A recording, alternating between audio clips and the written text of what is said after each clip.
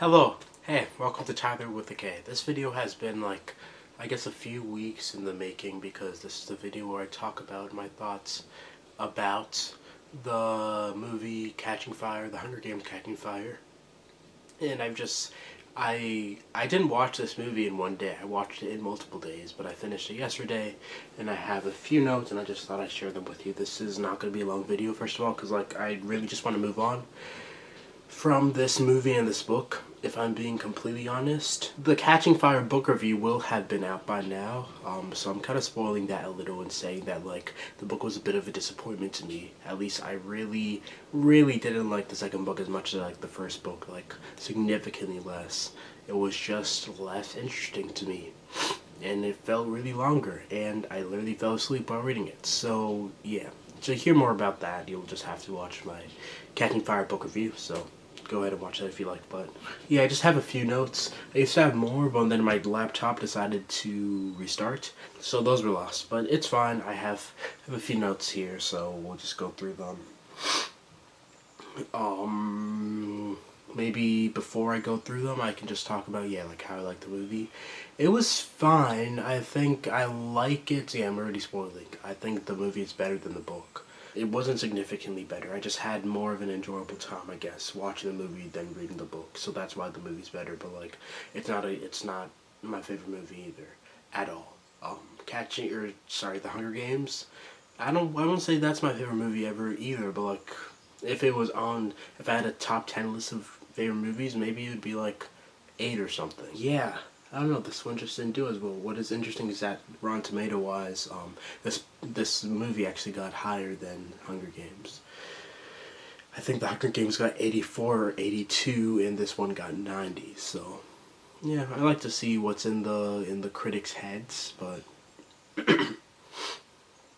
it did stay true to the book, which I guess was fine. I didn't like the book that much, so it's staying true to that. I don't know.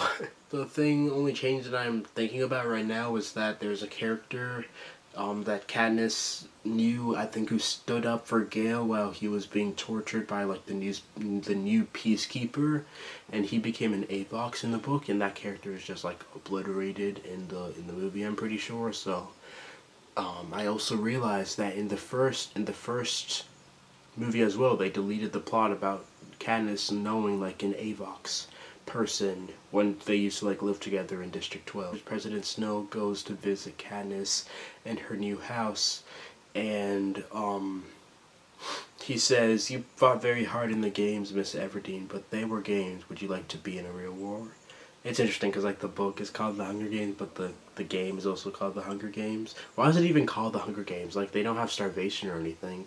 It's just I feel if you say anything enough, it just starts to make sense. I don't think the title doesn't make sense, but yeah, if somebody were to say the same thing multiple times, it would catch on and it just sound regular. For example, there are words that we wouldn't naturally cluster together, but now because of their popularity, they've become to be close to each other, to be said close to each other. I'm trying to think of an example here. I can't. Well, obviously, it was very real for Katniss. It wasn't really a game. It's a game of life and death, so it's not a game. What is a game? A game is supposed to be enjoyable, I'm pretty sure. It should be, at least. And it wasn't enjoyable. It was enjoyable to read. The book was enjoyable to read, but the actual Hunger Games was not enjoyable. People died. Yeah. Imagine this happening, in this day and age. Okay, I can't put my mind there.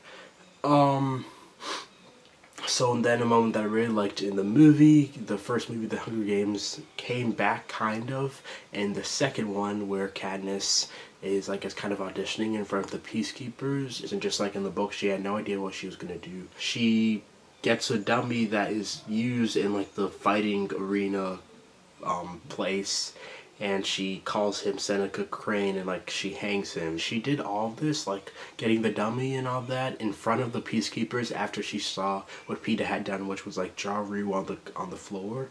In the book, she did it before she went into the actual space where the Peacekeepers were. Were they just watching her while she did I mean, she did have 10 minutes, so she had the time, but still, like, I feel like, I don't know, I like it better. Should I close the window? I feel like the birds are really birding right now. So yeah, that was cool.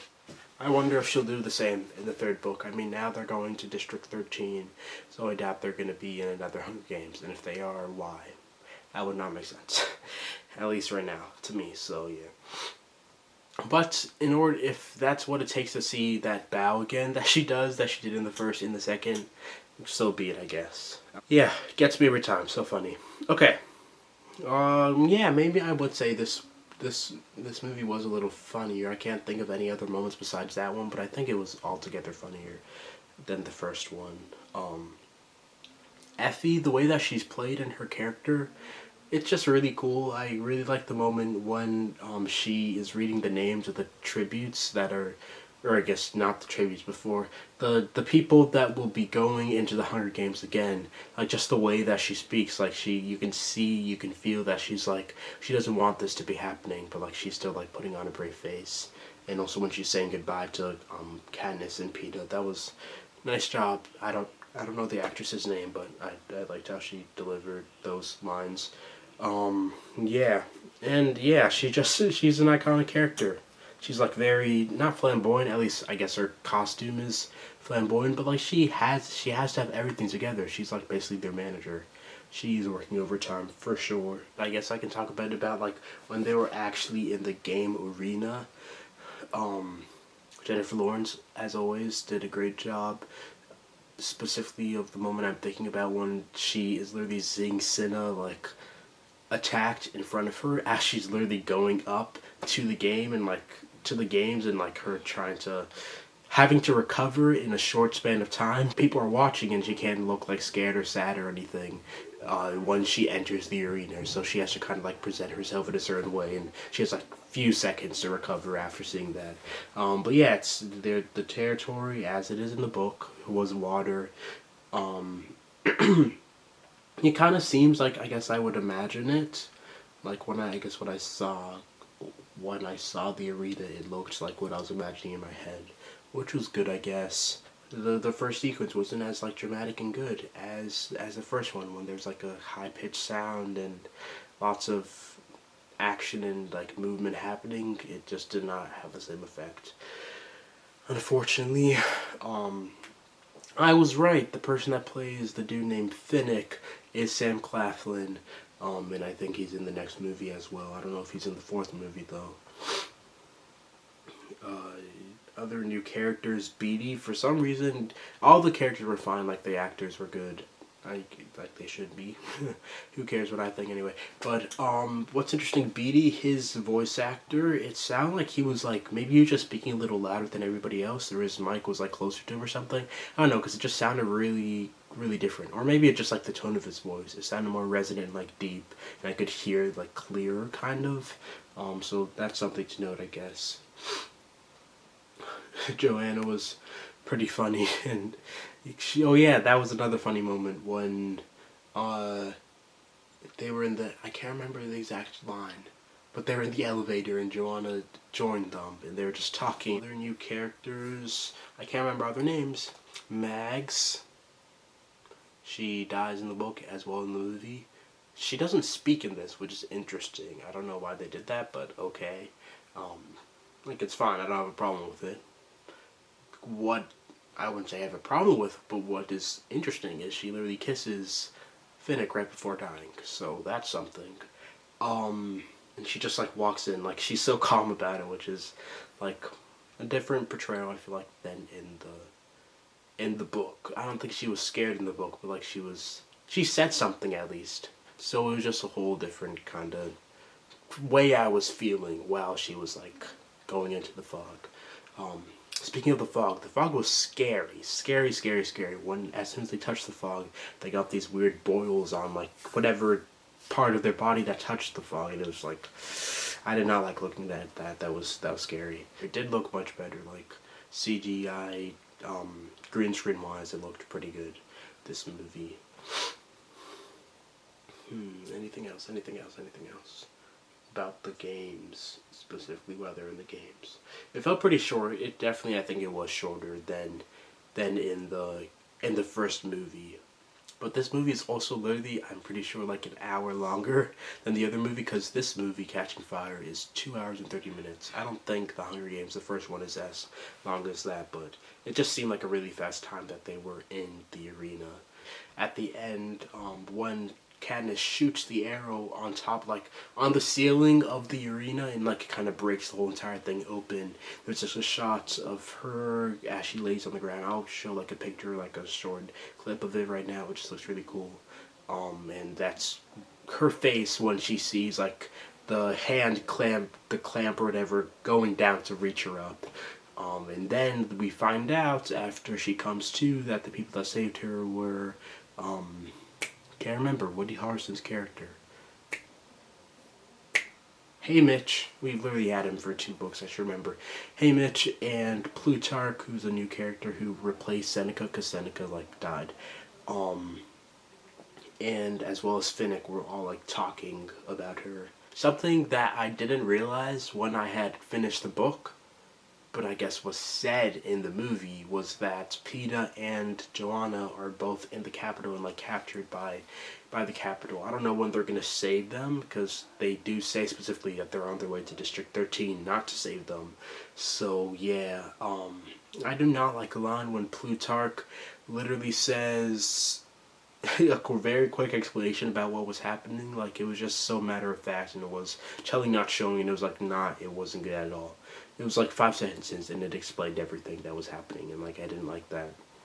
I didn't like that. I'm still a little hazy on the end of the story for Catching Fire, like what happened, how they orchestrated all this. I don't know if they said it in the book, but maybe I just didn't catch it. But they said the reason why they didn't tell Peeta and Katniss was that the President Snow had just such an eye on her, that like focused on her, that they couldn't risk him finding out. The actor Plutarch looks familiar, but I don't want to search up his name because I'm worried I'm going to get spoilers like I did for Seneca. So I'll do it after I finish the last 2 movies and finish the last book. And then at the end, something was revealed that I knew all along. There was a different director. I can't remember either of the directors' names of the first or the second movie, but it just looks so much different. It looks more of a movie and less like an experience, like I felt in The Hunger Games, like the first movie. It just looks brighter in general. Like there aren't. Yeah, it just looks like less. The way that the camera looks and the districts looks or whatever is less tied with like the emotion that you want to feel by that surrounding, if that makes sense. Like in the first one, the district all looks like black and white and gray and brown, like the attire and like the buildings and all that, and probably the camera had some kind of filter or like a lens or whatever, compared to the Capitol, which was very like colorful, and all the outfits of the Capitol as well were colorful. But in this one, like maybe there was change, but I just didn't notice it as much as I thought from after the first Hunger Games. No idea where this is gonna go, which I'll give Suzanne Collins props for. She's always keeping me on the not the tip of my tongue. On the edge of my seats. Well, not the edge of my seat. I'm not interested in finding out what's happening next, what'll happen next, but like I don't know either, which does intrigue me. So yes, good job, yes. But yeah, that's literally all for this video. I don't know how long this is. I hope it's not very long. As long as like my first movie reaction, or my first book reaction. Yeah. I don't know. I'll see you later. Thanks for watching. Like and subscribe if you'd like. We have 269 subscribers, and there are actually only 10 days, yes, 10 days, I'm filming this on May 21st, until the 1-year anniversary of this BookTube channel. Still haven't started on the video for the 1-year anniversary, though I want to, so maybe I'll film that like maybe later today or sometime during this week, but you don't have to worry about that. I'll see you later. Bye.